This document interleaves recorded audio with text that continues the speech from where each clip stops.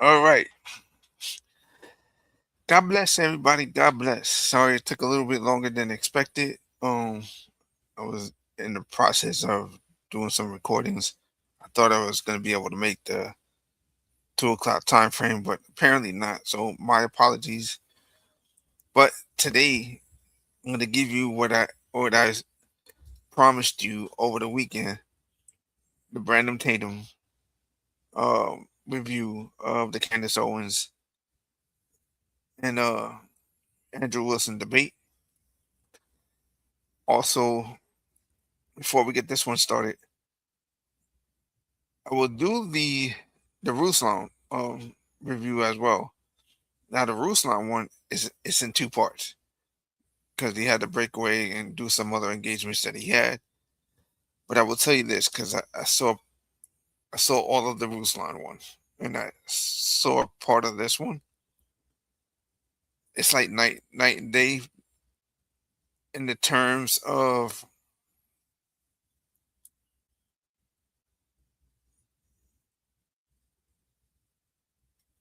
trying to think of how I would put it. In the terms of emotion, right? Brandon Tatum is really close friends with Candace Owens, so he is in a awkward spot right now. He's in the hot seat pretty much, and to where the point he had to come out and say, "I disagree with her." Ruslan, he watches the debate. It's more entertaining. Um, Ruslan makes you laugh. It's just it's serious with Brandon Tatum, which I have no problem with because Brandon Tatum was best friends with Charlie Kirk. He worked with him. He was at the courthouse. He was at the proceedings. So of course he's gonna feel the type of way, and as he should. Ruslan, on the other hand, is also um in favor of Erica Kirk and TP USA, but I don't think he had any close connections to Charlie Kirk at all. However, when he watches when he does this does the review, he has a lot of good points about the way Candace reacted. Is it? Let me just put it this way: when I do the Ruslan ones, it's gonna be fun for me. It really is because I enjoy watching Ruslan. He's down to earth. He's serious, but in a way he can also be entertaining. So you're just gonna have to see for yourself. I promise you, you're gonna enjoy it. You're gonna enjoy both of these, but you're really gonna enjoy the Ruslan one. And before we get started, check out my new hat, my new New York Knicks championship hat. Just gotta throw that out there. All right, so let me shut my yap. I will.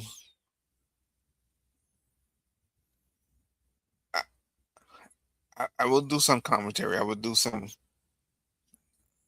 opinionated stuff throughout the video, but not. I don't plan on doing much. So I'm gonna put myself on pause or on mute.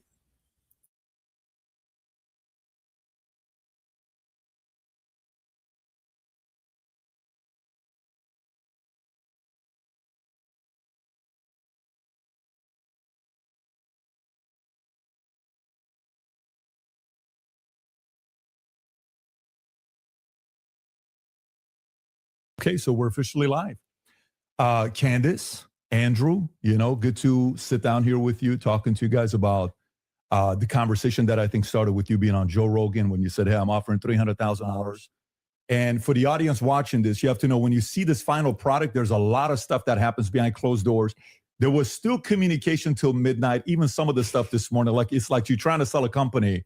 It's the last 24 hours that the deal doesn't work out, but kudos to the both of you guys that you made it work.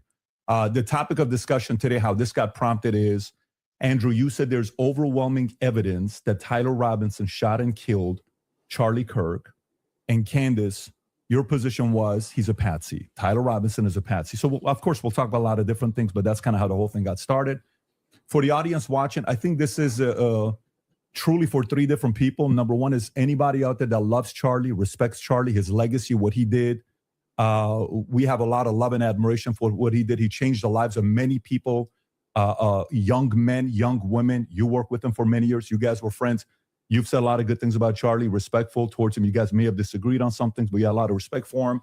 The second audience is the folks out there, you that's watching this. And so for you, you've been wanting something like this to take place. And kudos for Andrew for coming out and saying, hey, I want to have this conversation, and for Candace to accept it. So you have the ability to say, I agree, I disagree, comment, do all the stuff that you're doing online. And if you want to see more of these things, any of the three channels, subscribe to them, the Candace Show, the Crucible. I'm sure some of the people from Crucible are watching as well, and the PBD podcast. The more you subscribe to this, the more we're able to deliver these types of conversations to you. And last but not least, it's about the two of you. My goal is to speak as little as possible. 99% of the time, it'll be you guys speaking, and the audience will be able to see it. If I jump in, just so everybody knows. All right, so y'all can kind of get what's going on here. I'm gonna not interrupt once it starts. Maybe I'll interject every now and again. My prelude is that this is insane. that somebody would pay $300,000 to debate Candace on this topic is absolute insanity.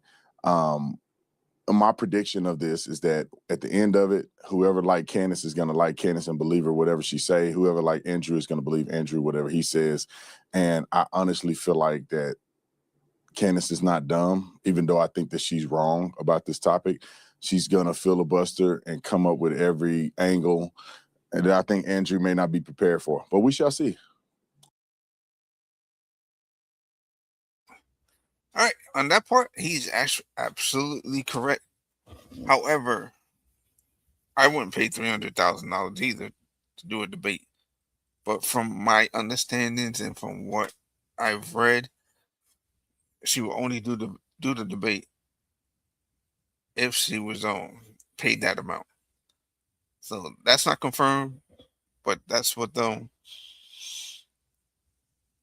Andrew Wilson put out, and obviously she accepted it. So it is what it is, and this is the first step of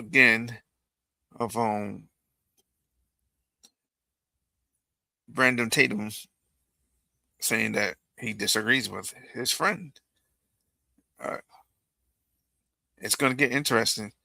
What I want you guys to really pay attention and home in on is his body language. You're gonna watch his emotions. All right. So let me get back into it. Roll it.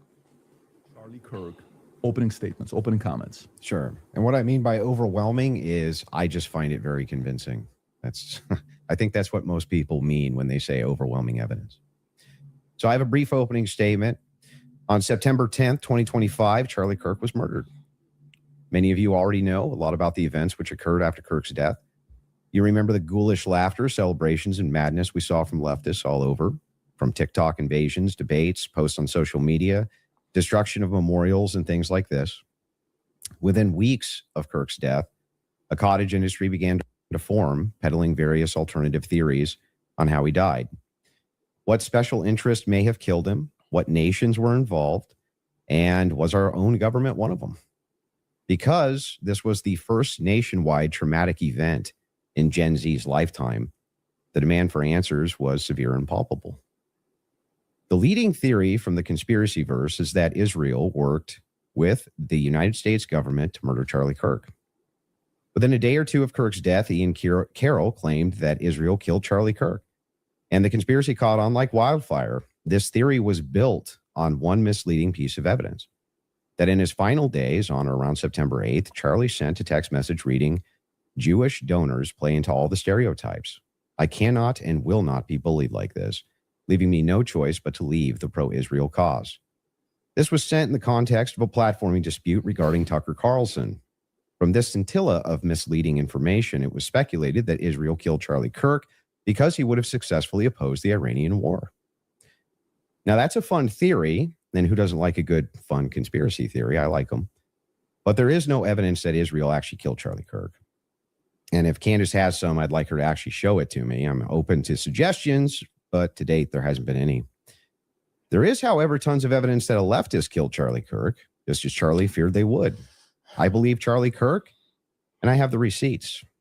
No, I didn't have a dream where he came to me and told me that the left killed him. No, he didn't come to me a dream and say, Candace Owens betrayed him. That never happened. In fact, I don't need dreams of any kind because I hold in my possession never before seen messages from Charlie Kirk to his security team on September 9th, 2025. I'm going to share the message with you today, which is the first time this information's ever been publicly revealed. On September 9th, Charlie's security team wrote to him, yes, law enforcement has been fully supportive and agreed to a security plan and posture. Tomorrow's event will be covered by both my team and the campus PD. If additional support is required, patrol units will be available. I have 11 on site. Charlie responded with this. Okay, great. Remind them that they are there for one person's. I was about to call a roofing company just to figure out what this might cost. Wait, you're still... We'll be right back. Just mute it.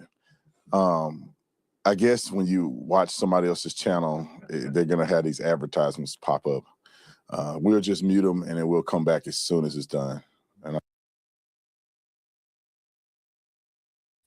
Yeah, the advertisements are not on my side or on Brandon's side. This is that from whoever he was watching, they had advertisements. So he's gonna mute them and fast forward and do all that stuff. So I ain't gotta do all that.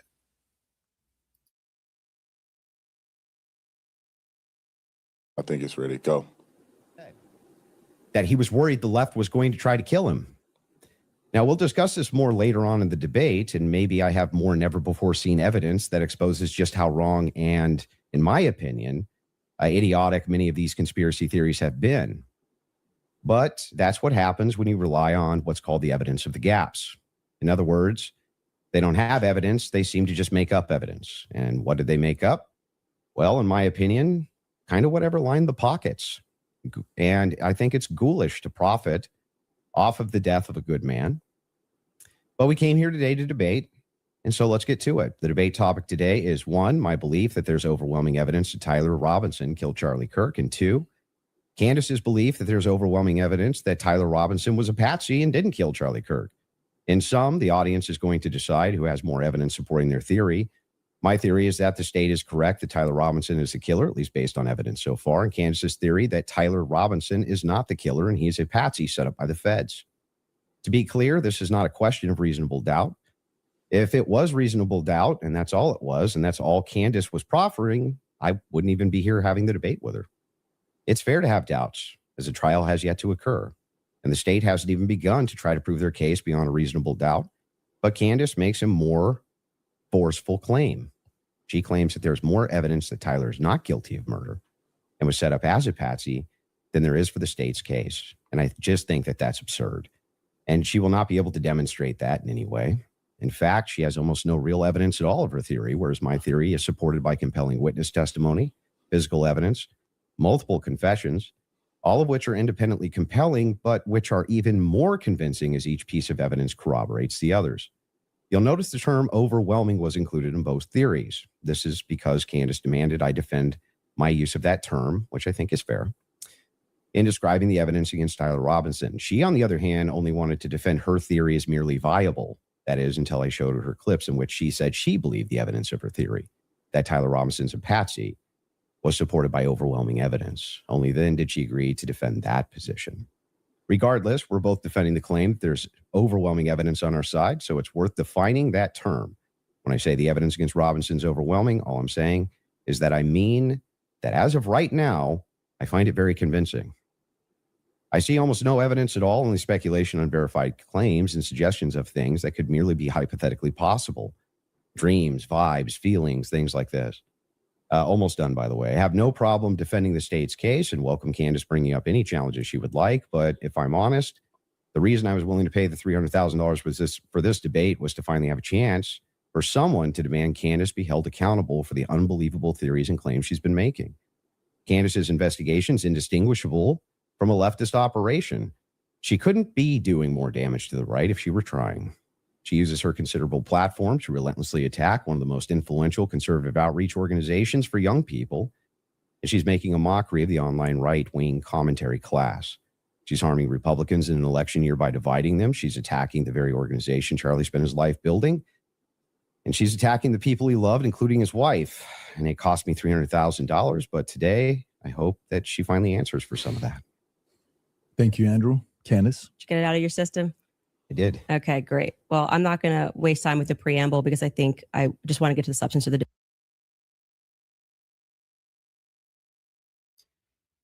Did you see Brandon's reaction to Andrew's opening statement? Eyes wide open, kind of a little smirk.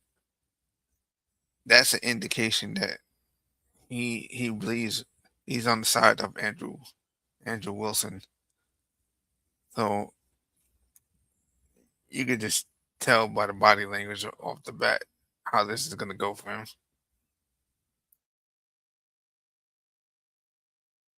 debate, and we'll just speak to the audience. I've obviously had an audience since we've been covering this case, people know that there was a personal friendship between me and Charlie, and diminishing the pursuit of something that makes sense regarding what happened on September 10th by throwing it to this is just people who are conspiracy theorists. These are people who are just trying to generate clicks.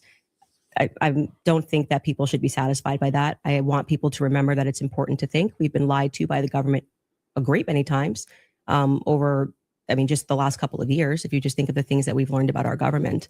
And I do want to say this, what's been the most disturbing element, I think, for everyone is that not only does the narrative not make any sense, which I'm going to demonstrate, I don't need to waste time with the preamble going through the points or trying to insult you or pretending that I've been running a podcast saying it's just dreams and vibes like I'm Miss Cleo. And that's the reason why it's taking so many influencers. It looks like $1 billion industry of influencers to dispute everything Candace says. Is not because I'm on my platform saying I had a dream last night. I don't think I think that diminishes you as an argument. Obviously, we have presented a lot of evidence. You just presented a text message and said this is evidence. Well, that's how this entire thing began. You're talking about how Israel got into the conversation. It was because immediately after Charlie died, one of the first things we saw was this push to make us all think and remember how much he loved Israel. It's because the prime minister of Israel, who's fighting like a 27 front war, felt that he needed to come do a little mini tour and to Look at his face. Look at Brandon's face. He's like, really? Let me also tell you this, that Brandon is like me. He's pro-Israel. He's been there.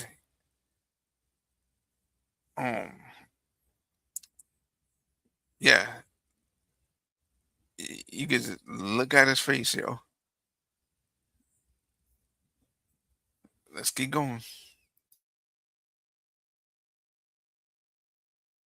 be strangely to state that I did not kill Charlie Kirk when nobody was having that thought that I can remember. Nobody was going, I wonder if Bibi Netanyahu killed Charlie Kirk.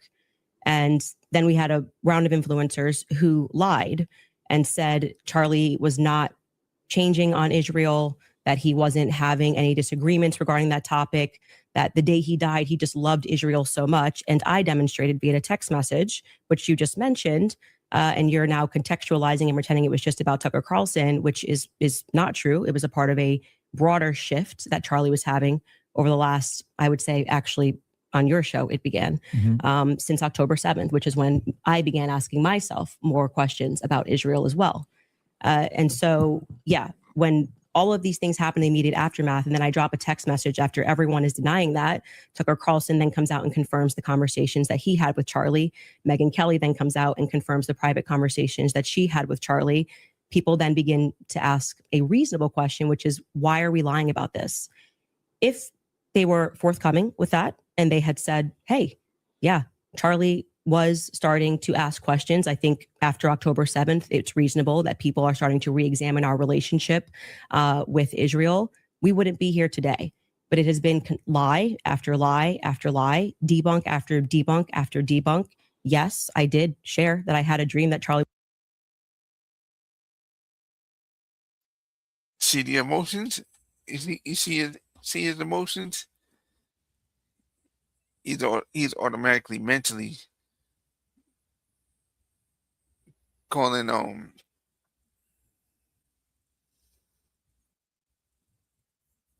how do I put this?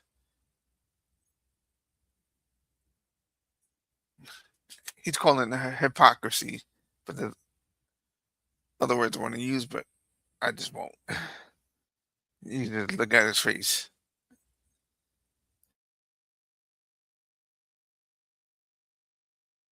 Was betrayed. It's not a dream anymore. It's a reality. I look at what the organization has become, the people that they are partnering with, the lies that they are telling, the extraordinary people that they're sending out to say that I hadn't speak to Charlie since 2018, and it begins to look like a conspiracy. And just as a historical fact, that entire term was created by the CIA to gaslight people after the assassination of JFK. So it's not exactly one that makes me nervous. Like calling somebody a conspiracy theorist is essentially saying that they demand further answers and they're not accepting the Fed slop. So I'm grateful that you came today. I don't need to, like I said, take cheap shots and discuss your manner of debate or your strategy. And I'm also grateful that you shared that you had that text message today, because everybody watching knows that I have been demanding not a debate, just a open conversation with Turning Point USA. They should be here. It shouldn't be you in that chair. It should be the person that took Charlie's place, maybe Erica Kirk, maybe Andrew Colbert. He's a spokesperson. And rather than doing that, they send us another influencer. So let's see how it goes.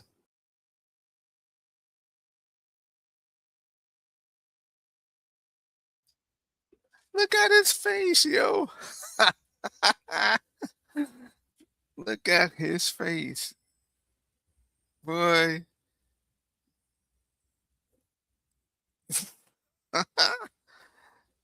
Look at his face. That's all I can say.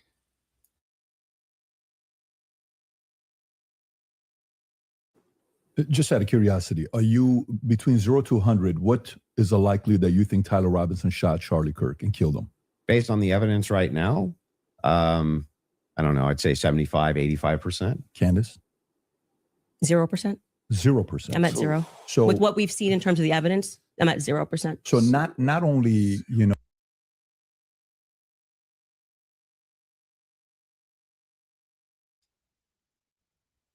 Yo.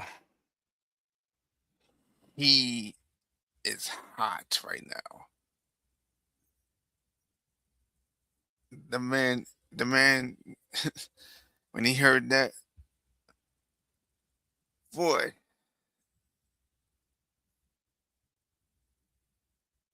boy.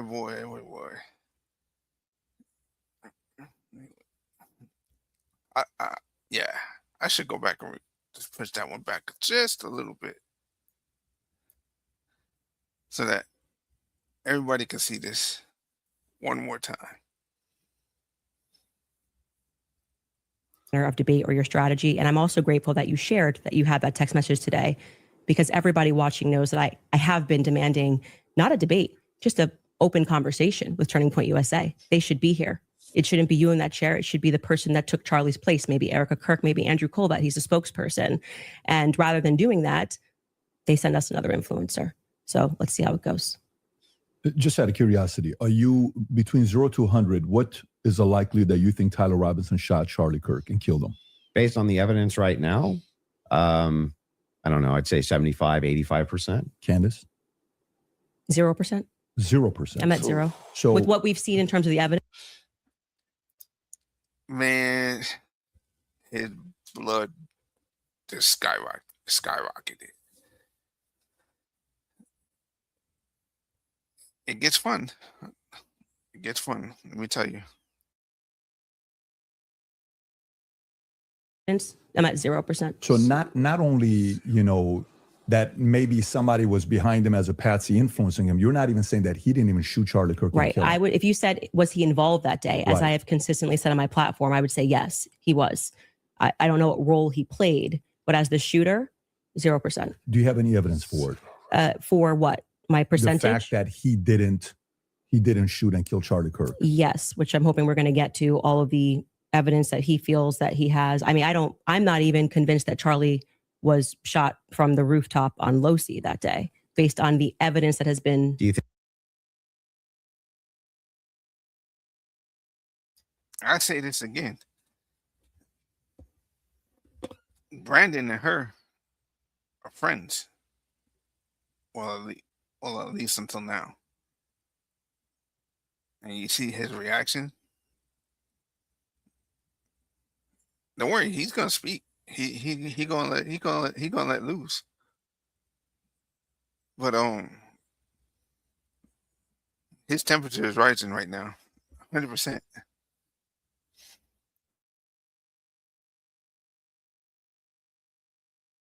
think he was shot. I do not think that Charlie was shot from a 30-06 from Yeah, Losi. but just shot at all. I don't know. I think that a projectile hit Charlie, and I'm open to other people's presentations.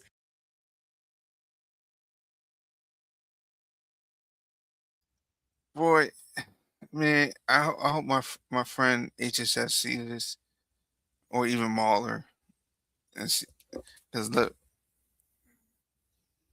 Brandon was a police officer too, so he knows a thing or two about guns.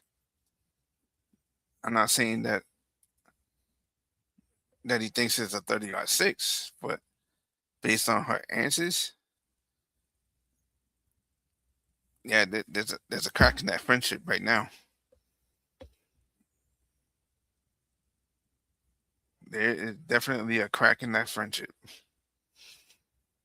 But I'm gonna try to not interject anymore until he does, because he gonna let loose. But I have not seen any compelling evidence that Charlie was shot by a 30-06. Can we see maybe if we're going to have an olive branch to each other, if maybe we can establish what we consider the facts of the case to be first? Yeah, sure. Okay. So you're not sure if he was actually shot.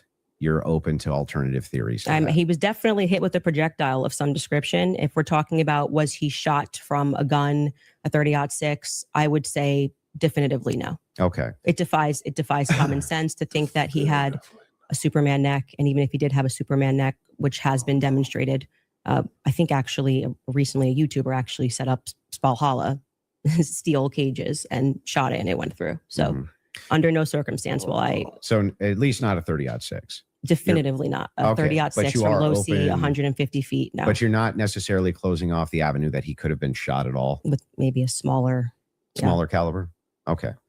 And then there's some things that I'm going to make concessions on that I do think we need more answers on, and I'm fine with that. And we can get to those things as well. The other thing is in the timeline, one of the things that we dispute, I think, on the timeline is that you think that Robinson drove hours away to a steakhouse in the timeline. Is that correct? Yes. Okay. And what's the compelling evidence that you think you have there? I spoke to the owner of the restaurant, and I have seen the receipt. I know the conversation that I had, and I think it's enough that it will be presented. Obviously, if this goes to trial, but yes, I do believe that he was in Panguitch, which is near his grandparents' home. Did he give you an unedited copy of that receipt? I have seen an unedited copy of that receipt. It was not given to me from the owner. But I want to, before we get into like all the timeline stuff, I want to address what you think is evidence so we can keep this on par with what your claim is. Well, I think that that's a piece of evidence that's in dispute. And that's why I'm... Yeah, but we're trying to get to whether there's overwhelming evidence that Tyler Robinson did this. Yeah, so whether then starting if you want to use the first part of that for the internal critique. Yeah, we should go over the actual evidence that we feel. The first reason that I think it's compelling evidence is that Tyler Robinson's rifle was found near the crime scene. So I would consider that to be very good evidence. And also the fact of the matter is that I dispute this claim that a 30-06 could not have made this wound. I think that that's absurd. 150 grain Remington core lock absolutely could shatter when it hits the neck of any human being. When you say that there's some steel neck and it's a smaller caliber, you have to make a counter explanation. Why wouldn't a smaller caliber also go through bone? It could. I didn't say it can't. Right, exactly. So if that's the case, then ammunition is going to be the critical key here. And if we have frangible ammunition, which we do in this case, a flex tip round, well, I'm sorry, not a flex tip, a soft point round from 150 grain Remington core lock, that's just a small jacket that goes around the actual lead piece. This thing could have split apart in air for all we know. But definitely upon impact, and we have the medical examiner who confirms this in a summary. My team can bring that up, the summarization, which means he would have to be a part of some kind of conspiracy as well. Okay. So just to start with your point about saying that the gun was found near him, near Losey Center, or I guess off in the woods. That gun, did you watch the testimony? Did you watch the preliminary hearing? Yeah, we covered it live. Yeah. Okay, so forgetting what the summary of the medical report was, did you watch the testimony that was given by the Caitlin Oliver, the ATF woman, Samantha Carner, any of those people who went into the science of? Yes, I recall. You're talking about the bullet analysis. Yeah, when they went into the DNA. Okay, so that's kind of the most relevant part. Okay. I'm not denying, I've never denied on my platform or anywhere else that a gun owned by Tyler Robinson was found near the crime scene. Right. That doesn't remove if you think somebody set up as a patsy, you could take a gun out of this room right now and you could walk out and plant it in the woods near a crime scene. That's not convincing evidence. I concur with the fact that that's a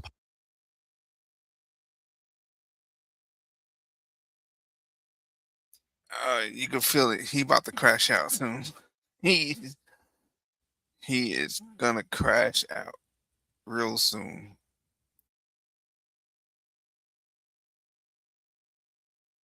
Possibility. So you logically are possible. you I think have said on a platform that you were a gunsmith. Mhm. Okay, and for how many years? Many, many years. For many years. Mhm. You also said that you were an Army sniper. I wasn't a sniper in the Army. Okay. And I never said that. By the Sorry, way. your wife tweeted that you were an Army sniper. Yeah, I don't know. Like 15 years ago, she said something. Does it She said change that it 15 was- years later? She said that it was colloquial. So Army sniper is a colloquial term? Yeah, I was never an Army sniper. Okay. What did you do in the Army? Did you teach? She then I corrected it and said you taught rifles in the Army? No, I didn't teach rifle. No, I taught rifles as a private citizen. Okay. Mm-hmm. And I was an NRA instructor for many, many, many years alongside my gun shop. As with your expertise, when she gave testimony on the stand, Samantha Carner, that there was dust and there was debris that was found in the gun barrel. Yep. And then when we had the person who, and this was, I believe, Caitlin Oliver, who explained painfully about the DNA, the prints. Well, let's start with a point at a time. I'm not done. You said something, so I'm going to finish my thought, right? You don't want to do a point in time? No, well, sure. If you want to respond to, but I want you to respond to 2 points. I want you to start with 2 points. Okay. Dust and debris in the gun barrel. Yeah. Secondly, the fact that there were 5 sets of prints, 5+ actually by the end of the testimony, 5 sets of prints for which we already had the woman who worked for the FBI forensics testify that above 2 prints, if you're taking a sample, it's no longer a science, right? She testified that when they took the sample of what was on the trigger, they saw 5+ prints. And among those 5+ prints, Tyler Robinson's was the most degraded. So I would like you to explain how Tyler Robinson's prints could be the most degraded when she said, actually, you could have DNA on something that you've touched. You could have DNA on something that you've never touched. And to get DNA degradation, they've looked at pieces, items 20, 40 years on that don't have degradation. Yet Tyler Robinson's prints, amongst 5+ other prints, were the most degraded on that weapon. Yeah. So let's get into all 3 of the claims. First, with debris. When it comes to debris, firing rifle doesn't always blow the debris out of the barrel. Okay. You think there could be debris and dust. Yeah. He just fired the weapon. Sure. Okay. Not only that, he left it in a forest. Now, I don't know if you agree with me, but if you leave a rifle in a wooded area, it's also possible that debris could get in that way.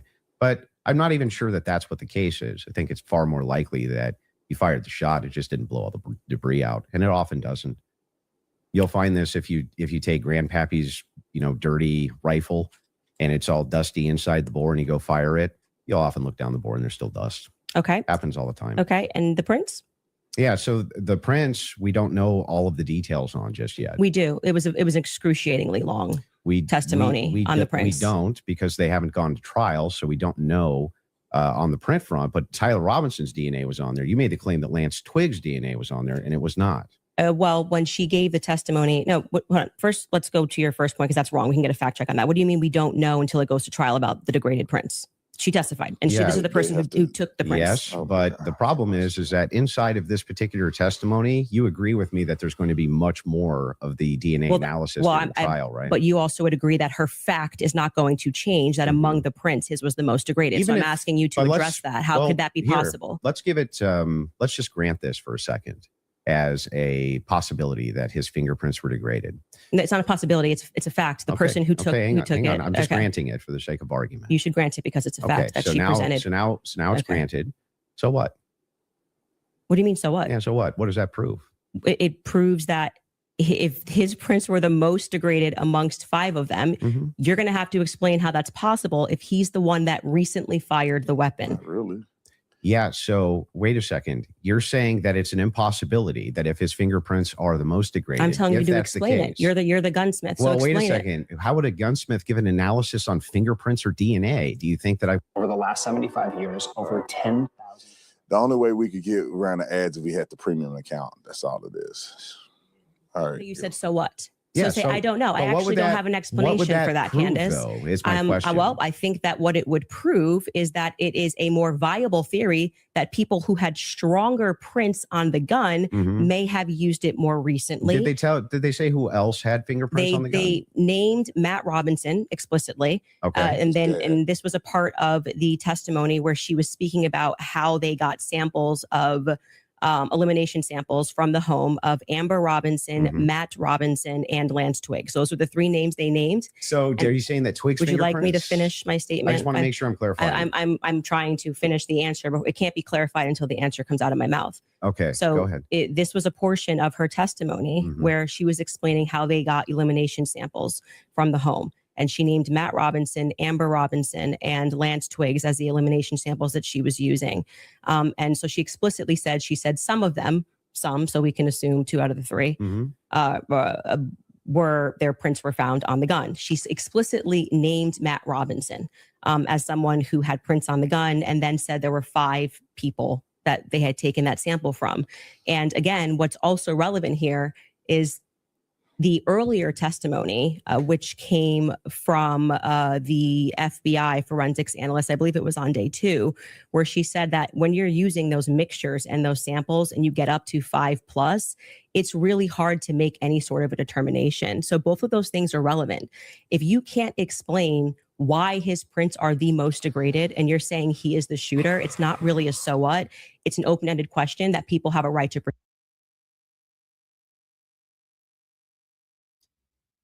His expression. Oh man, boy, he waiting to crash out. He's doing his best to maintain everything.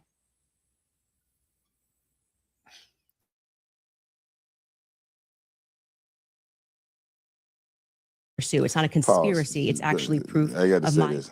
She There it goes. Got to crash out.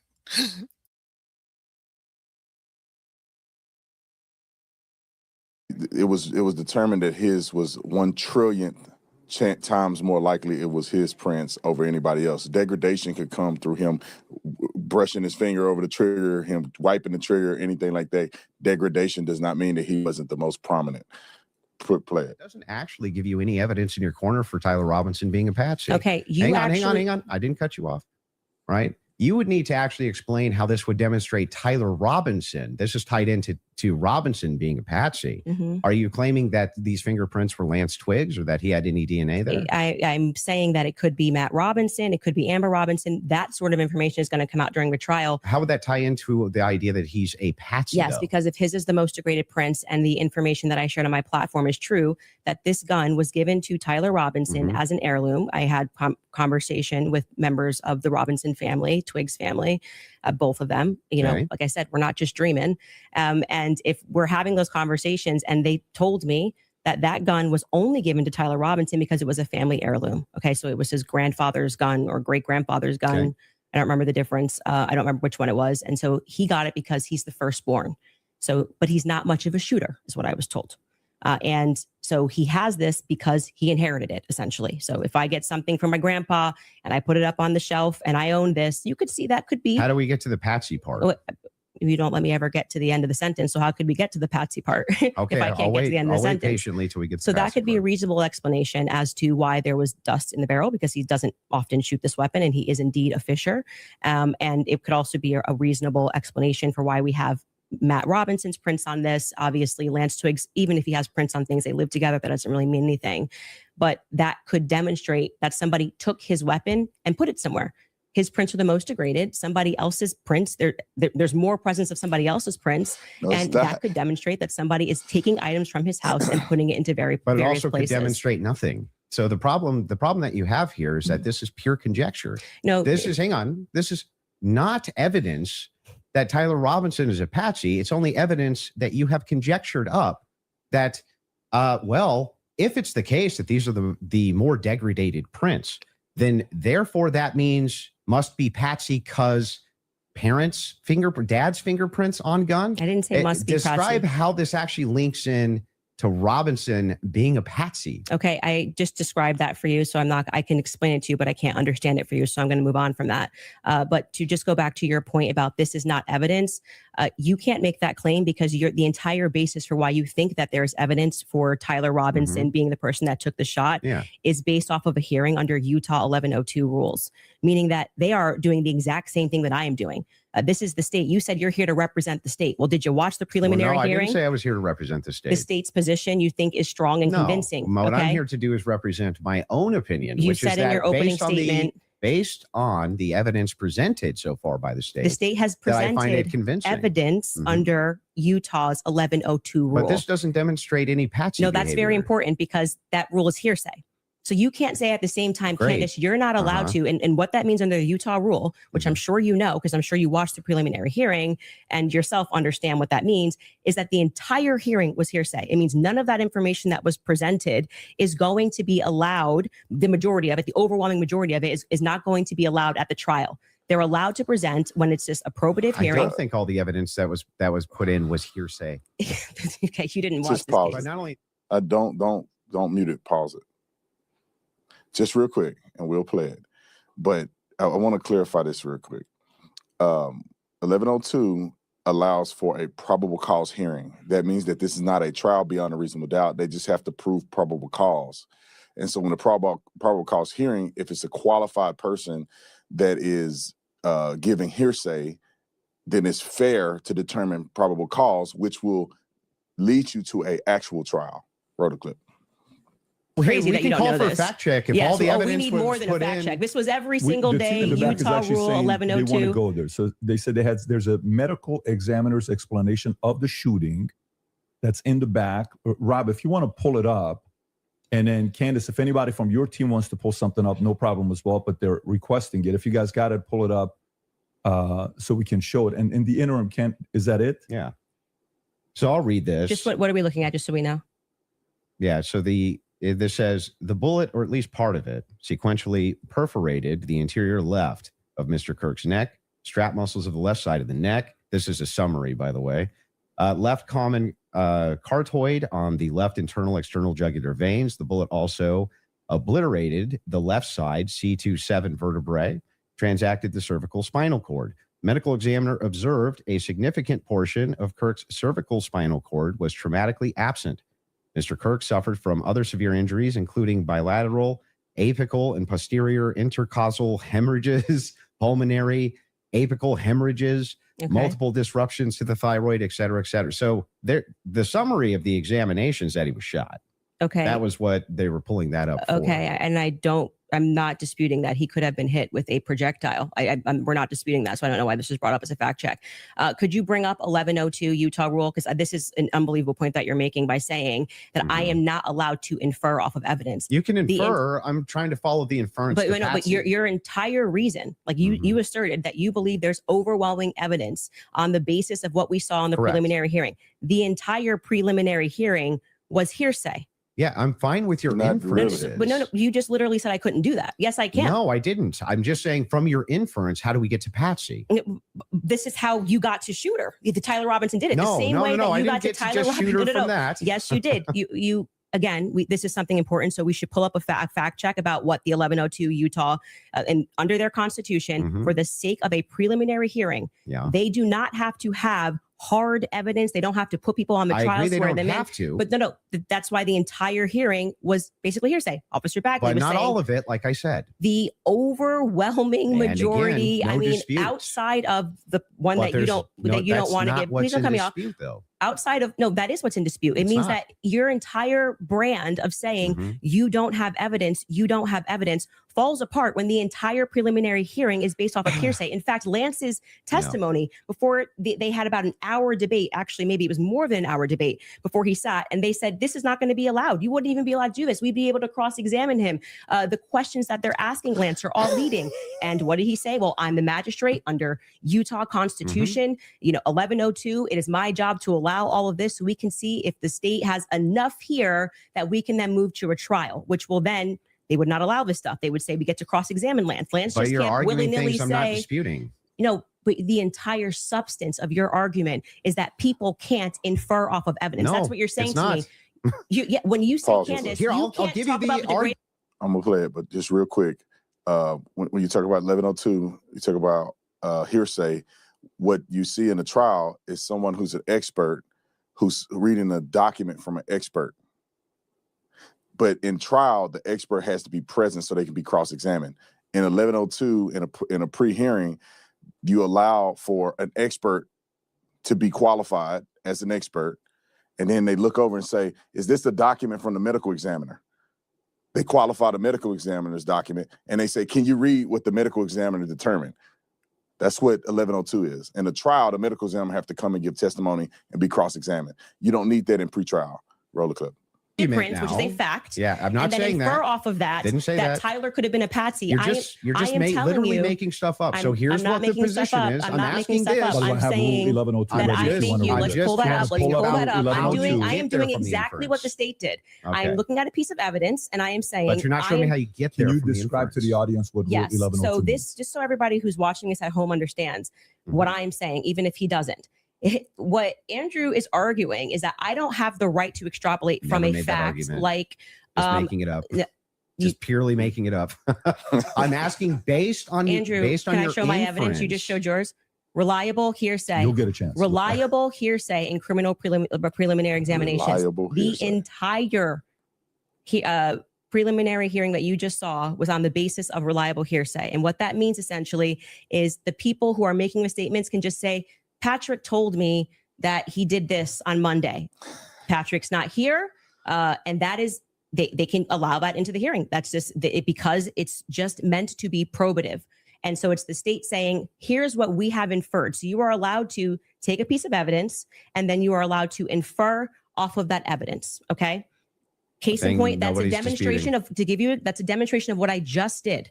I said the prints were the most degraded off of Tyler Robinson. And from that, what I am inferring is that it's plausible that Tyler Robinson was set up. That doesn't, okay? That's the point in contention. That's not a point in contention. That's the point in contention. It's not a point in contention. If you're saying it's a point, it is the point in contention. It's not the point in contention. I'm telling you that is what the entire hearing allowed for. So the evidence that he is describing, we're asking you that he is using to argue his case is all based on inference, not fact. Great. Inference, not fact. So what they are inferring off of the facts. So again, we're going to take this and I'm just going to even grant it because it's irrelevant. I'm asking how you get to the inference that even if you dispute that piece of evidence, that means patsy. I'm looking for the logical chain for how you get to that inference. What I am telling you is it's the exact same way that when you tweeted, I think that this evidence is overwhelming. When they say that looks like Tyler Robinson's car, he drives a similar car. They are inferring that that's Tyler Robinson. Can you walk me through the inference that I understand? It's not a fact. It's not a fact. When you show a blurry image, which you kept citing that we have images. I'm talking about your inference that the fingerprints, even if they're degraded, equals patsy. How do you get that inference? I didn't say it equals patsy. I think it is enough evidence that it should be explored, which is exactly what this preliminary was in the inverse. That's not what in dispute. What's in dispute is when you said, I'm using this as evidence that he could have been a patsy. I'm asking, how do you get the inference to patsy from that? Because what I am saying is that it shows that somebody else had more DNA presence on that gun than Tyler Robinson did. So it is plausible, which is all they're doing. They're presenting plausibility based off of the fact. They had multiple DNAs on the gun, but Tyler Robinson's DNA, excluding others' DNA, as far as the percentage of density of DNA, it was 1 trillionth chance that it was his DNA as opposed to others' DNA that was the prominent DNA sample. Degradation is just, okay, you have a DNA sample. You have 5 other people that DNA has been on the gun for 100 years. Their DNA is present. They may not experience much degradation because it's already degraded from the original sample. You have his, which is the fresh one. Who knows? He may have tried to wipe his DNA off. He may have, tried to do some other things and it got brushed against something and his DNA got destroyed in part, which what they would consider degradation. And so it's not true that his DNA wasn't dominant on every single item of evidence. And then going back to the vehicle, it wasn't just a blurry vehicle. They showed us video in the court, but they also testified to the fact that it was a traffic stop. It was his vehicle. They impounded the vehicle. It was identified as his vehicle. He was the registered owner. He was driving the vehicle. I mean, it was a whole bunch of other stuff included. Roll it. Facts, okay? It is plausible that somebody just took his gun and put it there. That's it. Is there equally that's how it works. And is there equally 100 other plausible explanations? I think that's the reason why most people are exploring when things don't make sense. Got it. So yes, at the beginning of that, this is how the court process works. So just so we're clear, if this there's is the 100 other state's evidence, plausible and they're inferring. explanations, then Candace, why is it that we should go with this idea that it was a patsy? I'm not saying that we should go with the idea that it was a patsy. I am saying that there is. I thought that was the whole defense. Your whole claim. No, today. my whole claim was that there is more evidence that he is set up as a patsy. How does that equal evidence of patsy? I don't know how many times I can say this. Like I'm saying that I am using the exact same mechanism that you are accepting for some reason in the Utah courtroom. Yeah. Right. To say, I'm going to look at the evidence and I'm going to infer an alternative theory. So you just saw the states and you're accepting it. And they have not presented any concrete facts. You listed on your own Twitter that what you found to be convincing was something that looked like his car pulled into the driveway, a blurry image. No, I didn't. The standard white guy coming up the steps that could literally be anyone. This never happened. Can we get a fact check on that? Can we pull up his tweet where he goes over the floor? I didn't say that's what convinced me. When you actually didn't say it's what convinced me, but you said this is the evidence that you found to be overwhelming, and you named, I believe, actually 5 things. I think you said it was his car. You said it was. Well, there's multitudes of things that I find. You just said you didn't say evidence. it, so we're going to get a fact check on that. You did. Go ahead. You said the blurry images coming up the steps. Quite literally, when Officer Bagley testified, they talk about when I'm talking about making inference. This is the most I thought was the most absurd testimony I've ever heard. And pardon me, it was actually David Hull. They asked him a question. How did you know the guy in the maroon shirt was the same as the guy that came up the stairs later that was wearing the American flag black shirt? And he said, they're wearing the same shoes. Why is that absurd? That's how you decided these two are the same people. Oh, wow. What a scientific. They're both wearing Converses. Okay. That's an absurd thing to say. That is not evidence that these are the same people if we're both wearing Converses. That was what he said. That's what flew on the stand. But I still don't understand how that would be absurd. If somebody, it's an absurd thing. For instance, if somebody were to change their clothes but keep the same shoes on, wouldn't you utilize the shoes to try to track that person? If the idea that on a college campus, 2 people wearing this totally different outfits, but both wearing Converses can't happen is such an absurdity that I don't even need to argue that. I'm just going to let people deal. It was the same person wearing different clothes and same shoes. It wasn't a different human. People testified that was him on the camera. He was driving a vehicle that was already identified as him. He was pulled over on a traffic stop, license plate matched. They recovered the vehicle. He was driving the vehicle. His parents testified that was his car. And then he's back at the same place, same shoes, different shirt. And his parents testified, that's my son walking up the staircase. That's what happened. It wasn't he saw 2 random people. Roll it. Why is it absurd? Just concede that point. Obviously, it's I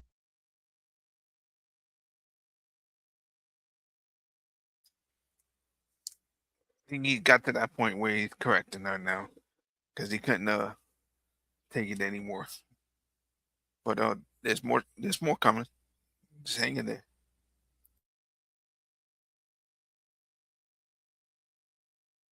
absurd thing to say. I'm not I know sure, these are the same people because they're both wearing Converse. Yeah, I'm not sure if in context that's what happened. But even if it is, you can get a fact check on it. But even if it is, again, and it was if we're utilizing inferences, whenever we're dealing with logic and we're dealing with making a logical inference, we're going to take the entire collaboration of evidence and then we're going to make inferences from that.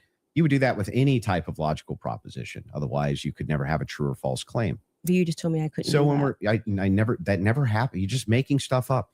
So anyway, when we're talking about logical inferences, what I'm looking for is the logical inferences that you have that Tyler Robinson's a patsy based on the totality of evidence that you have. We can keep going through your other evidence. But we should find his tweet where he lists the reasons that he was convinced. So let's start with the 30-06. I think that's fine. Your team's looking for. Do you remember how long ago that was? The tweet of the 5. Did you delete it or no? No, Did you delete any tweets? Okay, cool. Just look for. He said it was his car. It was his. It was the car, and it was definitely the staircase photos, and it was when the trial was going on. Okay, she has it. Perfect. If you got Skylar has it. If you want to pull it up so we can see it. Somebody said, so give me the clear evidence right here. I want you to provide it right here. All I heard from the investigator was, we believe this to be Tyler Robinson. Is belief something you go as a fact? You wrote, the car pulling in, that's a totally blurry image. Robinson getting out of it. You have no idea if that's Tyler Robinson. The fact that he is seen 4 other times on camera, the fact being just a standard white boy with brown hair was seen walking up staircase. The DNA on the roof, we should discuss that. And on the screwdriver that he left behind, it's overwhelming, man. Yeah, but that's not an exhaustive list. Well, just so we're clear, you did tweet it. But it's not an exhaustive. Yeah, well, but just 5 seconds ago, you should concede. You said I only said this one thing and said that was overwhelming, actually. That's not what I said. It is. You could even Patrick, pull your own did I clip. say that? Can you fact check if that was said or not? I did not hear her say So the this. thing is funny here is like we still aren't getting to any of these inferences. So why are you pivoting? So but just say you were wrong. It's cool to just say I was wrong. I'm not wrong. So back to the tweet aspect here. It was really funny. That's not an exhaustive list of why I find it. I didn't say it was exhaustive. I just said you said it. And on top of no, you didn't. You said that I only said this one thing and then said based on that it's over. Well, I didn't. You didn't mention that I mentioned the screwdriver, DNA, all these other things. You never mentioned any of that. So no, you're actually incorrect there. But on top of that, moving over to the actual evidence itself. Are you yes, I'm okay. Anyway, back to the evidence if you're itself. okay. Yes, actually, I'm glad you're asserting that you're okay. I wasn't worried about your health. I'm just saying that I just said you tweeted this. You said no, I didn't. We got a fact check, and now you're like just going to gaslight me and pretend that I said. There's no gaslighting. It wasn't exhaustive. I never said that. I just said you did say this. Zero gaslighting. I didn't say you couldn't have said more, but I would like to address what you said in that tweet. Time. If this is how you want to spend it interrogating my position, you can do it that way. I'm just addressing what you asserted on your Twitter was like the hard evidence that convinced you was overwhelming. That's literally your debate claim. That's not what you said. That's not actually, in fact, what happened in that exchange. I was here for it. So what's your position here? Yeah, so my position is that based on all of the evidence, which has been demonstrated, at least all the evidence to my knowledge, that I am actually not seeing anything that's compelling as an alternative theory. I'm not seeing anything which is convincing me of something other. With Crazy Clean, you get the best of both worlds. Crazy Clean. God damn.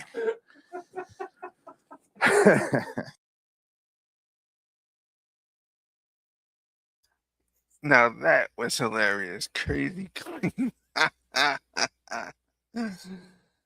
Oh, that was perfect. That was a perfect infomercial.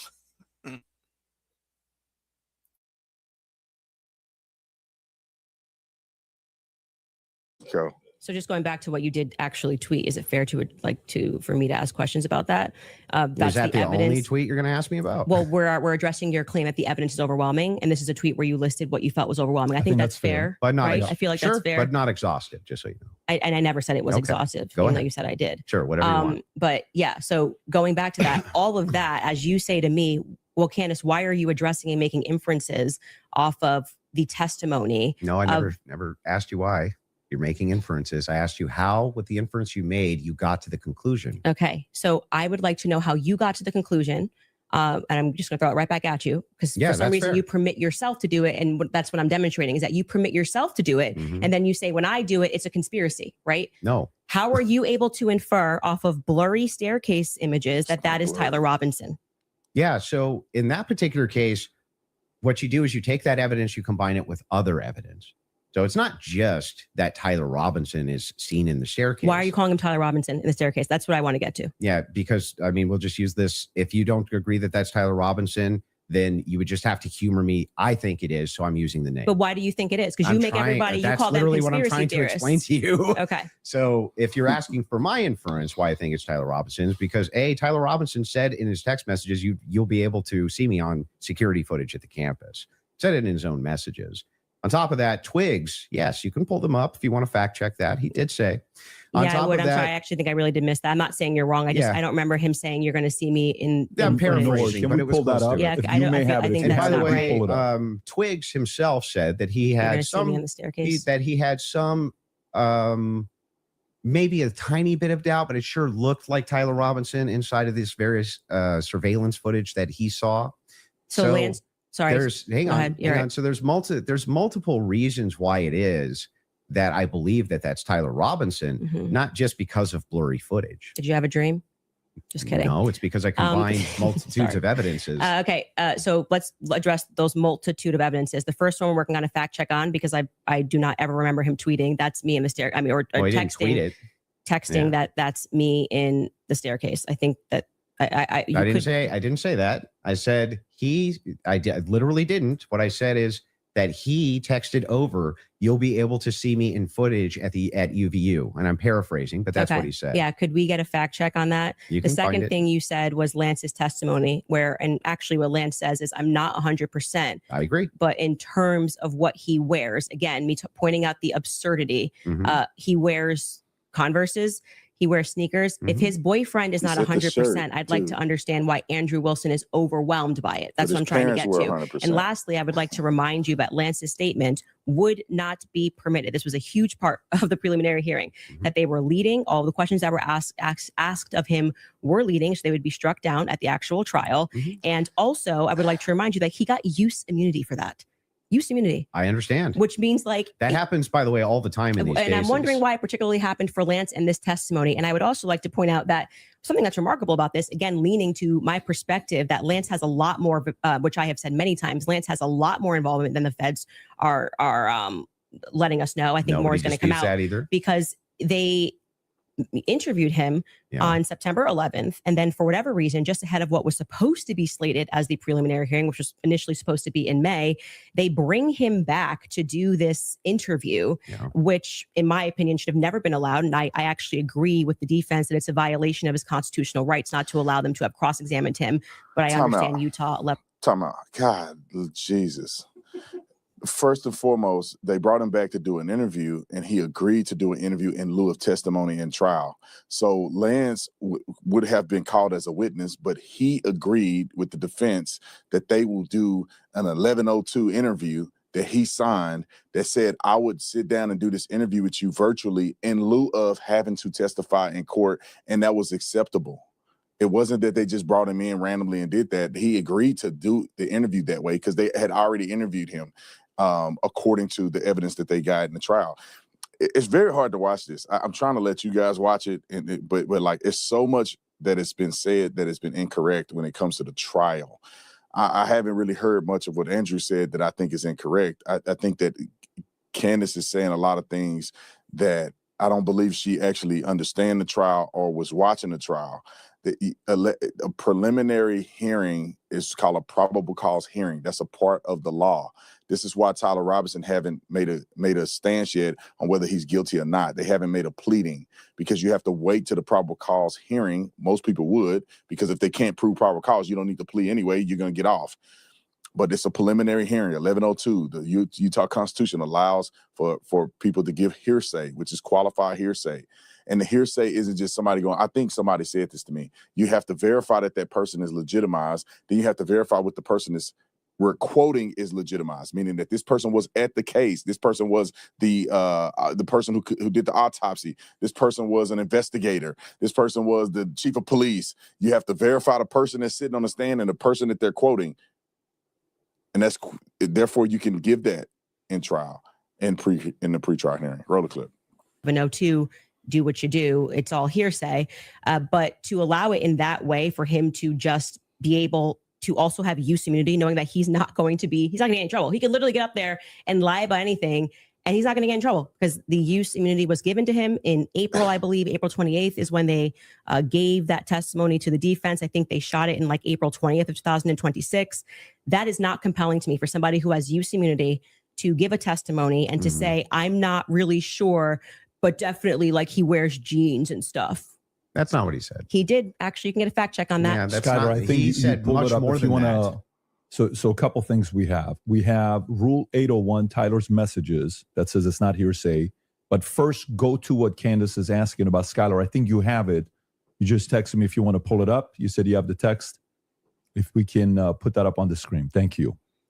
It was me. Look at the pictures from the surveillance footage. It was me. Okay. I literally said to you, it's not an oof. I said I didn't remember this. And I'm happy to have a fact check on that. Okay. I didn't call for the fact check saying you're wrong. I literally said I don't remember that. Well, I'm just saying to you, like, I'm trying to be concise for you. And then also bring the 801 that you just said. What was the other one? Yep. The 801, Tyler messages saying it's not hearsay. If you have that as well. I think Patrick Davis doing a good job.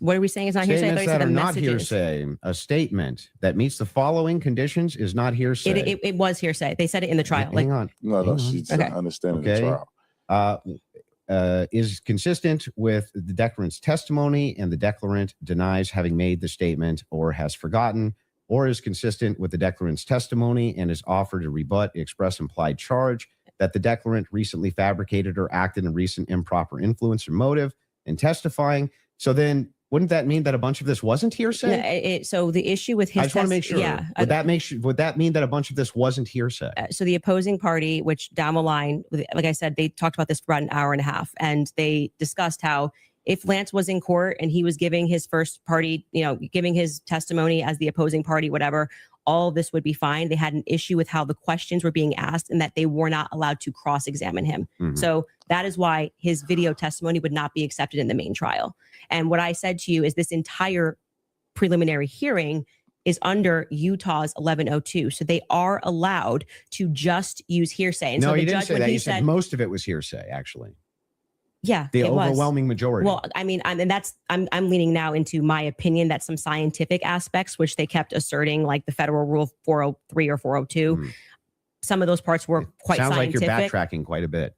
No, I'm not backtracking at all. What do you feel like let me help you. Where do you feel like I'm backtracking? It literally was done under Utah's 1102. Yeah, nobody disputed that. Okay. What the dispute was whether or not most of it was overwhelmingly hearsay. Yes, is that the case? It was. Yes, that's a fact. I'm not backtracking on that at all. What are the things? How many times did you, if you watch the preliminary hearing, it's like they constantly, I'm 1102, 1102, 1102, 1102, 1102. And the reason for that is because it's allowed. I'm not saying it's illegal. It's allowed at this stage, but I'm just the defense team consistently did that as an obstruction measure. This is an 1102 hearing, which means that if it's you can present hearsay in a pre-trial hearing. This is a probable cause hearing. This is not a trial. The defense knows it. The prosecution knows it. The judge knows it. He let them get away with objecting every single time they put in hearsay. The judge eventually overruled and then made a permanent overruling where he said, I'm going to overrule any of this. I think it was the third or fourth day or second or third day where he's like, I'm going to just do a blanket overruling. If you do this, the Constitution says this, I'm going to overrule it. This is a probable cause hearing. Boom.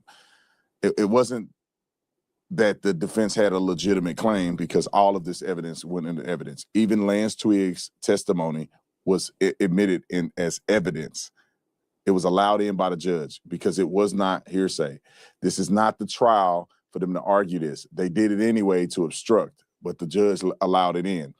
Yes, of course, they would not allow Lance Twiggs to do a testimony like that in the trial. That's why this wasn't a trial. Roll the clip. Reminding you that when you're going to sit across from someone and your claim is going to be, where is your hard evidence? This is what I heard and I agree with what I'm watching. You are watching the state put on a hearsay preliminary hearing. And all of those things are not going to be allowed, right? Even when they got into witness statements and things of that nature. There's a reason why they swear you in and they say, you swear to tell the truth, the whole truth. Did you, write this statement? So it's the overwhelming majority of what you saw was hearsay because other people were representing other people's statements. They were saying they had conversations. We don't know where it came from, all allowed at this stage. Okay. But it's hearsay. So but even a lot of that stuff may not fall under hearsay under what we just read, right? But the evidence that you're speaking about, like when you say that we're going off vibes, you don't know Tyler Robinson. Okay. His boyfriend is not 100% it was him. So I'm going back to your points that you made that this was overwhelming evidence for you. That doesn't make sense to me. Well, overwhelming just means you can't consider another option that there could have been another white guy wearing Converses on campus. Yeah. Do you agree with me that I said that what overwhelming means to me is that it's just very convincing to me? Yeah. And I find it to be completely unconvincing. And that's fair. Because I understand that I looked at those blurry photos that they presented and said, your statement on right now is that he's wearing Converses and he also that's just crazy. But these aren't the evidences that I find the most convincing. Well, you said that in your Twitter. That's not the only thing I've ever said on my Twitter about this case. Right. But the question that was asked of you was pretty direct. Yeah. Right. What did you find this to is be not an exhaustive list of all the things that I find that's not what you said convincing. In the tweet. You can tweet longer too. It's not like we're limited now to 240 characters anymore. So anything that I tweet and all other tweets that I've ever made are now excluded because I used the word overwhelming in this one. Well, even though all of this information I've said so publicly over and over and over again is what informs my position for why I'm convinced on the case. That's bizarre to me. I feel like this is Andrew versus Andrew. Somebody asked you a question. What are the points that you find to be the most overwhelming? And you answered. You mean from that particular day of the hearing that I was responding to? Okay, this is something you find to be more overwhelming? Let me answer that question. Yes, okay. That's what do I you? was saying, okay, go ahead. Go on. What do you find to be more overwhelming? Yeah. Can we do this? Do we want to get into it, or do we want to do a quick ad break?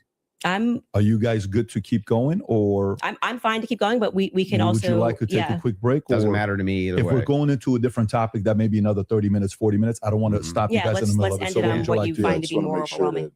Yeah. So for me, it's the confessions, the text messages, all of that is what I consider to be, from my opinion, that's the most convincing for me. Okay, we should discuss the text message confessions when we get back, if you'd like to. Okay. I think that's a good idea. Mm-hmm. Folks, we're going to take a quick ad break. We will be back in 3.5 minutes. Thank you. All right, you guys, nearly okay. Yeah.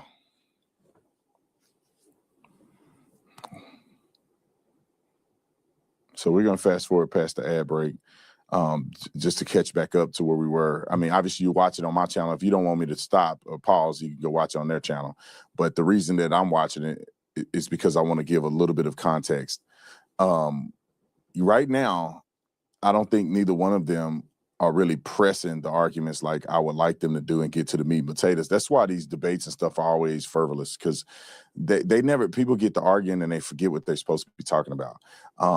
I do believe that in this stage, what I'm watching is that Candace is incorrect about a lot of things according to this trial. I was physically there. It wasn't just a guy saying he had the same tennis shoes. You're talking about 30 hours of testimony that I sat through.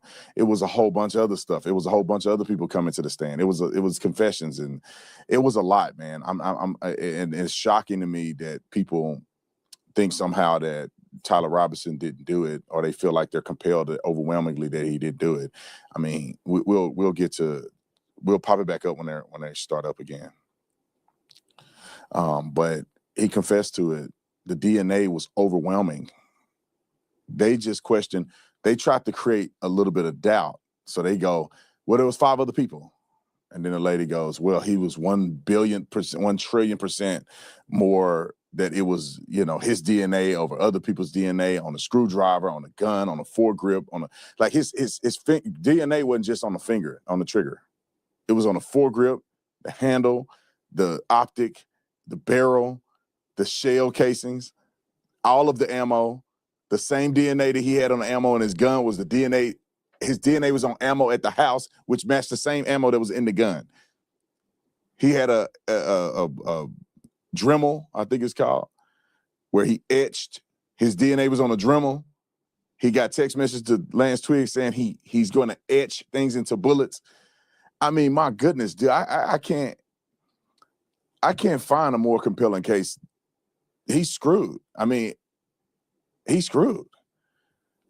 Unless they somehow can convince that DNA was completely a lie, but they had the entire chart of DNA.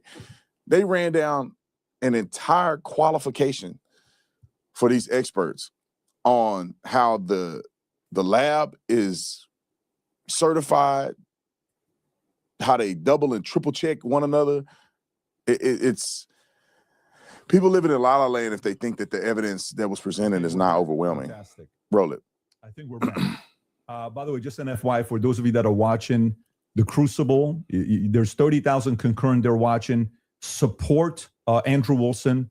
That's your fans of his. Click that subscribe button and helps him grow his business. If you're watching Candace, I think there's 225 to 250,000 concurrent right now. We'd like to see that 300, 400,000 number on there. Click that button as well to subscribe and share it with your friends and family. And if you're watching it on PBD Podcast, do the same there as well. This allows us to have more conversations like this. The mainstream media hates the fact that we're having these conversations right now. Just so you know, they want to control it. This is free for all. This is what's best for the audience. That's why we like freedom of speech. Having said that, let's go back into the text conversation you were having, right? Okay. Let's stay there, and then we'll go into the cross-examination stuff in about 30 minutes. Okay. That sounds fair. Okay. So, yeah, I used basically 3 pillars for the totality of the evidence. Okay. So if you want to know exactly what those 3 pillars are, this is going to be the testimony with the text messages and the confessions. This is going to be the physical evidence, and this is going to be the totality of the summary of the case. Okay, so right now we're focusing on one of these pillars in my defense, which is fine. I understand that I have to defend my claims as well. So when we're talking about the messages themselves, they seem totally valid. I have no idea why they wouldn't be valid. And I have not heard any good explanation for why it is that these messages should even be questioned. The defense hasn't questioned them, as far as I'm aware. Nobody has actually questioned that these messages came from Robinson to date, except perhaps you and other people who are kind of in that camp. But why should I question these exactly? I'm not sure. Okay, so first let's just go over legally what the point is of a probative hearing. The defense is not they're not there to say or to argue or to defend themselves at all. They have to address what is being presented by the state. Okay, so they're not here to then say, let me give you an explanation for these text messages. Agreed. The relevant portion of what the defense did do was actually before we got to the preliminary hearing. I had mentioned that it was initially supposed to be scheduled for some time in May. They asked for an extension. That reading through those filings of why they were requesting an extension and why I actually believe their extension should have been granted, because they did not receive discovery on their text messages. That was one of the reasons. There were many reasons why they wanted to have an extension, but this was crucial, right? So forget just the general sense that these messages feel off. And yes, you are allowed to have an intuition. You are allowed to have a sense and just go, this is very weird. We're being told this kid had like above a 4.0, Tyler Robinson. He wanted to get away. I mean, the text messages almost run head to head with themselves. Like he wanted to get away with it. So he thought the best thing to do would be to text a full confession of what he did, down to what I didn't even remember, saying, yeah, and that's also me in the surveillance footage. It felt a little too on the nose. People have common sense. You just don't text message. But then we're also supposed to believe that he put a note under and burn this and get rid of the evidence. But don't worry about that because I'm about to text you a full confession. That it felt off. It felt weird off the bat. The manner in which they were texting, we're told he's like a gamer who's using a Dremel to carve expressions, catch fascist. But then suddenly he's writing like a 1700 also, as a Helldivers novelist player, he did actually get the 500K code correct. Yeah, I'm not a gamer, so we'll say that if we start debating that, you'll be way over my head. But yes, but my point being is just that, first, it's a general sense of why people had a reaction to these messages that seemed like they were written by Jane Austen rather than like a kid who games and writes catch. Yeah, but do you see how that's intuition? That is, I just said that. I said just parking aside the intuition of just something feels wrong here, which you should follow your intuition. You should actually do that. If you say the COVID vaccine is running out, feels like it's coming out too fast and there's too many celebrities telling me to do it, I'd like to take a pause. That's good. That is, you are allowed to do that. I believe in intuition. But hang on. Let me respond a little bit here because you've been going for a minute. Let me at least respond to a little bit of this. So the first thing is like when people bring up the COVID vaccine, not trusting the COVID vaccine en masse was the science. That wasn't just intuition. That was the science. There was tons of competing science. Now they tried to suppress it. That's true. But there was tons of competing science for why you shouldn't take a risky mRNA vaccine and masks and things like this. Kept telling us was 100%. Now, when you're talking about intuition, ever wish you can get all of this real fruit all right. Just your intuition. It is true that intuition can be useful, but it has to be tempered with logic, reason, explanatory power, and evidence, not just intuition. That's why we're parking it aside. Intuition is the first step. Something feels off, right? Okay. That was my first step with COVID. I don't like the way it's being pushed. It shouldn't require a celebrity campaign, by the way. Another element of that is why people don't feel good about the Charlie thing. Why do we have so many influencers saying things? It's over. Why are you guys all using the same adjective? Can you switch it up? I'm overwhelmed. Like, chill. Like, you could say, I found some kind parts compelling. I think this should go. I found some parts compelling. Maybe we should, see at the trial. That would be Don't you think Fed slop's a buzzword for the counter industry? But everyone on the same day of watching this trial, which was, I would say, not overwhelming at all. Nobody came in medium, right? No one came in like there were some interesting aspects. This was a little suspect. But I do think it's enough to go to trial. They all came in like they were passing away and we're going to die from being overwhelmed. Well, they're trusting their intuition. Okay. Well, actually, in that scenario, they're looking at the preliminary hearing and have a reaction to it. It wasn't their intuition. But like I said, parking aside, just getting to the substance, parking that aside, aside just your general intuition. That's sometimes might be second messages. Then we look at the filings, which came from the defense, and they were requesting an extension saying, we have gone to the prosecution and we have requested all of this stuff in discovery. Yes, you are saying that you took Lance's phone, okay, and that you collected his phone on September 11th and that you sent it off or whatever. You took a picture of the text messages, and we are being given these text messages to review. Crucially, Kathy Nestor said, I have not even been given access to my client's phone during this hearing. She said, I haven't even given access to my client's phone. She can't tell you, as a part of the discovery request, is it's not enough to say to me, Candace, I just got a text message from Candace. And I say, I didn't send that text message. Maybe that's what her client's saying. We don't know because we're not at the trial, right? Maybe he didn't send those messages. Could there be someone who logged into his Discord? Could there be someone who logged in to his Apple? The defense never made this claim. The defense never said he didn't send it. Tyler Robinson had an opportunity to testify under oath at the pretrial hearing, a preliminary hearing. I know it's a difference, but I can't remember what the difference is, pretrial or preliminary. But I call it a probable cause hearing. He had a chance to testify, he didn't. They had a chance to object, but they didn't. Roll the clip. George could be sending text messages right now. We are married. He has every login that I have. And remember, he's up for a death sentence. So if I'm able to sow reasonable doubt with common sense, he may come during the trial, and when they actually have to address these points, say, I did not write those messages. I was here. Lance, my boyfriend, was logged into my phone, logged into my Apple ID and my iCloud, sending messages. I know that we have the capability because my husband does it. He has the capability to send messages from my phone. It is not convincing to the public when, for whatever reason, the FBI combined with the SBI, it was not the prosecution's fault. They made that clear during that hearing, would not allow them that discovery request to be able to see where did that message come from. Because you're saying my client was here, right? I want to know if that message actually was generated from his iPhone when he was waiting to retrieve his, rifle, hoping that the pooch doesn't have a bad sniffer, like just weird messages. I want to make sure that, yes, it was actually him. He was holding his phone and his boyfriend didn't just log in to his computer when he was home. Lance was his boyfriend. That is a crucial fact here. That discovery was not met by the time we got to preliminary hearing. So I remain unconvinced by these text messages. Just as you feel convinced by them, I feel unconvinced by them. Okay. So then the idea here is the reason that you don't think that these are valid text messages, and you don't, right? It has not been proven that these messages are valid, and they don't sound valid to me. I don't think anyone, even if someone was selling like a, I don't know, pot on the corner, would be smarter than to write a full-fledged confession. He even writes, I thought I would get away with it, and I was hoping never to tell you until old age. And then we're being told that he wanted to commit suicide. And okay, but he just said he wanted to get away with it, but he's not smart enough to, I don't know, maybe not text it's such a confession like we've never seen. I think this would be like the first time ever somebody has start to finish written an entire, I'm in this surveillance footage and I'm here and I'm wearing my Converse. Awesome. I'm being a little facetious here.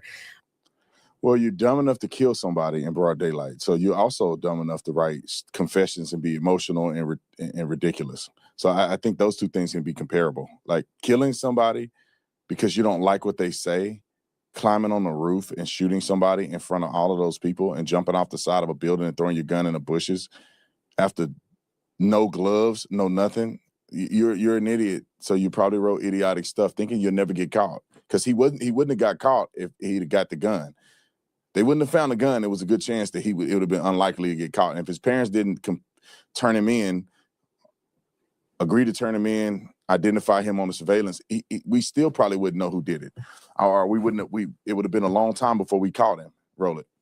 But it was a little ridiculous. It didn't pass a sniff test for me. You have kids and you love them more than anything. I do. If it was the case that you thought that your kid was innocent, wouldn't you be out telling everybody and their brother that you thought that they were innocent? And also, wouldn't you maybe recant and say, hey, he didn't actually confess to me. None of this happened the way that the state is presenting it. What would have prevented the parents from testifying? Well, two things. I can answer that. And if you watch my show, I keep telling you it's not vibes.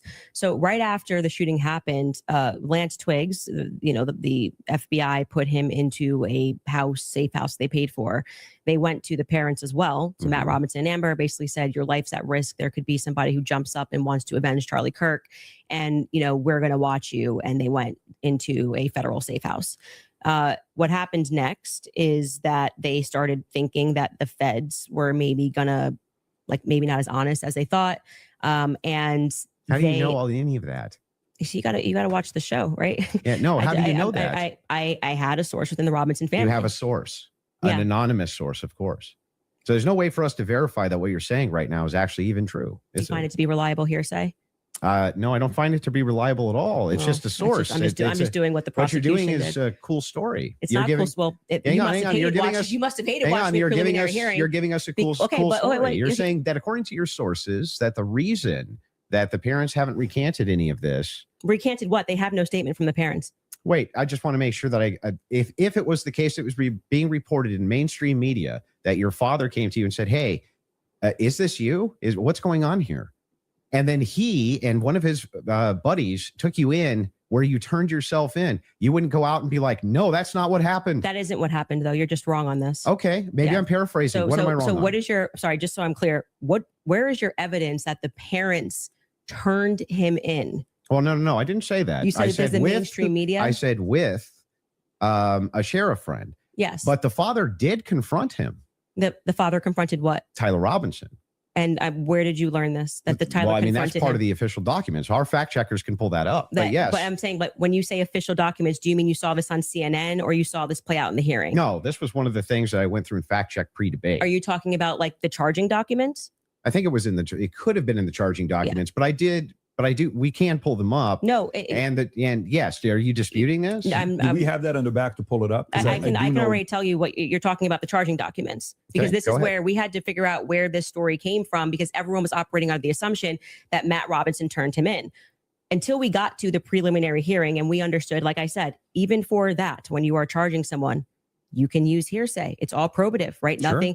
So they didn't have statements. It's not like Matt Robinson, even though he was interviewed that night. Amber Robinson was interviewed that night by a Fed, separate rooms. Tyler Robinson was interviewed by a Fed. They did not produce statements saying, my son did this. I believe my son did this. But what happened was they did interviews, but also the crucial person here who you just brought up is Mike Mitchell. Mike Mitchell is the biggest unknown in this entire case. Everyone keeps saying they heard from Mike Mitchell this, they heard from Mike Mitchell that. So when the person wrote up the report that night, and it was Brian Davis who wrote up what became the charging document, he after they transported Tyler Robinson from the Washington Sheriff's County office up to, I think it's Salt Lake City. I think it was 4 a.m. in the morning that they got up there. He then writes the what becomes a charging document. So he's basically saying, we all spoke to a bunch of people and here's the information that we got, right? We've not seen that. So it could have come from Mike Mitchell. Mike Mitchell could be saying, I don't know how this negates the point, though. Why wouldn't truly the negates parents... the point, because you don't have a statement from the parents. You are going. Why wouldn't they just correct it's not correcting. That doesn't negate the point. The point is that we now got the preliminary hearing. If the parents were the ones who said, I'm turning my son in because he's guilty. I didn't say they turned him in. I think you're talking about the over. You said it's been the narrative. Everybody's known this. Well, they did go to the police station with him. They were all interviewed.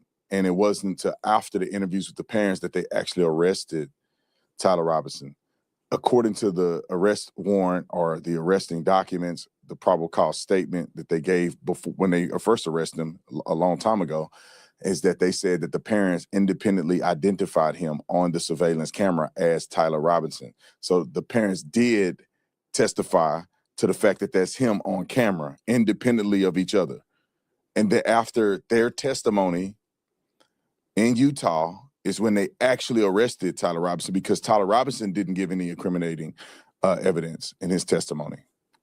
Roll it. Narrative initially, which I think you agree with, was that, Matt Robinson knew his kid was guilty and turned him into the police station. What actually happened in terms of Sheriff Brooksby, who was present there and gave a press conference, what happened was this Mike Mitchell character essentially peer pressured him. And we can get a fact check on this. We can find Sheriff Brooksby's press conference. And he said, you know, they know it's you and you're going to come in peaceably, or people are going to be banging down your door. He was a undercover cop, which I don't like that. I don't know what he did undercover. It's very hard to find anything about Mike Mitchell, but he worked with them for 20 plus years, the police officers. The reason why Tyler Robinson knew him was because he lived nearby and he was also his Boy Scout leader. How does this negate the parents could write this second? And by the way, if you had the evidence, address that point. I'm just saying that your first point, which is that the parents did this. Yeah, we don't know that the parents. I didn't say that they did ever. Never well, happened. You're quoting the parents as having said. You said that Matt Robinson said that his kid was. You say involved. I don't want to misquote you. Confronted him about. Confronted him. Yes. And I'm telling you that we have not seen any evidence that that is true. We can fact check that. Okay. Because we do have evidence. And I'm saying it's the charging doc, which could have been derived from a statement Mike Mitchell said. Two things I have ready in the back. One is the charging doc, and the other one is the video of Kathy Nestor saying she hasn't seen Tyler's phone. Okay, we can run Kathy to go back, and then just to go backwards to Kathy first in court saying she didn't get her client's phone. Yeah, and then I think we'll go to the. If you're okay with that, thing not in dispute. These are all things that I'm not even disputing. Okay, so we don't have to show it. We never get to the thing that I am disputing. Well, I was just providing an answer. We were coming back in from a break because you were talking about the text messages, something that you felt was concrete. So it was just my rebuttal to you that it's not concrete because they haven't had a chance to actually answer that. And she didn't even get to see your client's phone. So that's effectively, again, the state saying these messages are real. You don't get the discovery on these messages just yet. She will during trial. They will actually get discovery on the messages. Don't you think that would make their case fall apart if it was the case that they weren't able to actually pull the data off the text messages? Do you think the prosecution would go to court with fabricated text messages? It's called winners and losers. They may not be fabricated, but by the way, as what they are saying, like I said, if there was somebody logged into his phone, they may not be fabricated. That's the point. So let's get to the they just could be somebody else. The parents fact check. So I was saying, right? I believe what you're talking about was derived from the charging doc, which was signed off by Brian Davis. Let's see if that's correct. Hey, y'all, I don't know how long I can watch this. What are we looking at here? Robinson's mother explained that over the last year or so, I'm sorry. Can you zoom in a little bit? Is this the charging doc? I can't see it. Robinson's father reported that when his wife showed him the surveillance image of the suspected shooter in the news, he agreed that it looked like their son. He also believed that the rifle that police suspected the shooter used matched the rifle that was given to his son as a gift. As a result, Robinson's father contacted his son and asked him to send a photo of the rifle, which makes sense with the text messages. Robinson did not respond. However, Robinson's father spoke on the phone with Robinson. Robinson implied he planned to take his own life. Robinson's parents were able to convince him to meet at their home. Yes. So this is proving my point. This is from the charging document, correct? Yeah. So what I'm saying to you is that 3 people got interviewed on that night. Mike Mitchell got interviewed, Amber Robinson got interviewed, and Matt Robinson got interviewed. Of the 3 of them, only one of them actually wrote a statement, which was referred to in this preliminary trial. He came in, I believe, in March, Mike Mitchell, and he wrote a statement, which I find to be very shady that they decided to bring. But why aren't the parents disputing that? No. Well, first off, that's the question. First off, the parents are not going to ever play in court. Play to the cameras in court when they have a legal team that is going to be advising them not to speak to the court because your son could go to prison forever. But they're playing to somebody else who's your source. I'm not going to address that. They're playing to someone else who's your source, but won't go publicly tell the media this is not true. Well, what I did not say to you that I just said I have a source, so I want to be very clear and take it from somebody who is involved and permanently sued. When I have to take my lawyer's advice, I mean, there's so many things that I want to respond to when people are speaking about. Yeah, but it's bizarre that they would utilize a source which would get the information to you, but wouldn't just go to the media and be like, actually, that's all wrong. I am telling you that you would nary find a lawyer who would advise you to go to the media. This mother, especially when your son was up for death. If I thought that my kid was in any way, shape, or form going to be up, you couldn't shut me up. Or my wife, she would be like, that's not true. That's ridiculous. There's no possible. That never happened. These people are lying through their teeth. They'd be public, whether you like it or not. Yeah, that's for you and your wife. But when a judge issues a gag order in a case and your son is up for death, and your lawyers could be advising you that if you say anything, you could blow the case, you would have a more responsible consideration. I see. And we're speaking opinion here. You're like, well, I wouldn't care. I'd violate it, and I'd violate the judge's orders and see what would happen. If you have a source, it seems like they're violating it with them. I I'm not speaking to a source, but what I am saying to you is speaking just relevant to what this is. We have not seen any proof that that statement that is included in this charging document, I think it is highly likely on the basis of the preliminary hearing that all came from Mike Mitchell. And Mike Mitchell would be a part. He's based saying, on the statements of it's him saying the parents told me this. The parents could dispute that. That's going to come down the line, right? They're going to be able to seat the parents. All right, I will say this. I can't. This it's very difficult for me to watch this because I want to interject like every 5 minutes. They gave recorded statements, just so you guys know. When they showed the video of Tyler Robinson in the hearing, or when he was at the substation, and they showed the video in court of Tyler Robinson being there. When they interview you, they record the interviews. So these are recorded interviews of the parents, whatever statements that they gave, it's a recorded interview of their statements. So whatever the investigator is writing in his document has to coincide with the recording interviews. And there's no human being on planet Earth in 2026 that's an investigator that's going to lie when he know that the testimony is recorded, and he's going to swear under oath that he's telling the truth to do what? To go to prison for the rest of his life or what? It's highly unlikely. All right, I got some other stuff I got to do today. I thought they were going to do the interview earlier. I thought it was going to be maybe an hour. We'll maybe address some of this stuff later. We'll get some clips together. But just my take on this interview, and y'all can go watch it on Candace show. You can go watch it on Patrick David or Andrew Wilson's show. My whole take on this is that she just made a bag. She's made a bag. $300,000 to do that debate. You don't have to really be held accountable for nothing you say. None of them really have any concrete, unequivocal evidence. They've shown some things that I think that made Andrew appear to be winning this debate so far. But at the end of the day, they still haven't gotten to half of the stuff that they need to talk about. And Patrick David needs to moderate moving forward just a little bit, because and the crazy thing is that Candace has said, and I saw the video, the guy Milk TV posted it, that Erica killed Charlie. Unequivocally, Erica killed Charlie. Erica got him killed. Erica knew something about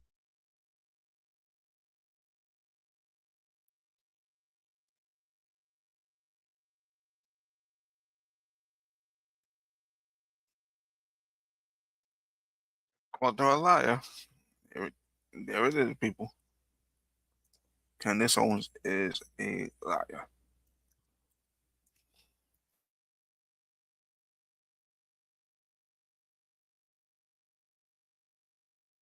his death. Turning Point USA was responsible for his death. Not they could be, not I think they were responsible. And those things, hopefully they bring it up. All right, love you guys. I got to get to something else that I have to do today. We'll see you on the show, and we'll see you guys later. We're going to do a post-show clarity for the members. And we're going to talk about all this. Maybe we'll talk about that in the post-show. And I tell you what, y'all comment in the comment section. This trial that's going on of this mother that killed her 3 kids. I forget the name of this trial. The Clancy trial. I literally want my wife to come on. We may do this in post-show. I want my wife to come on and address this, because there's a lot of people that say that the female who was involved in this, Miss Clancy, I think her last name is Clancy, that she is a murderous, evil person.